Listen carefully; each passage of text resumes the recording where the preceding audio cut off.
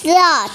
জগন্নাথ আসবে মাসির বাড়ি, উৎসব শুরু হয়েছে, পছন্দের খাবার বানাতে তারি। পুরো সপ্তাহ জুড়ে বানাবো মহাপ্রসাদ, আনন্দে বানাবো আমি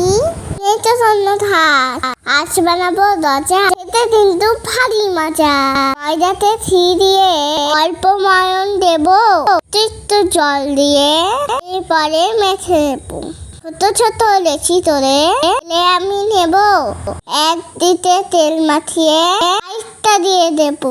এইভাবে 4টে রুটি পর পর সাজিয়ে দুলোতে একসাথে রোল নেব বানিয়ে।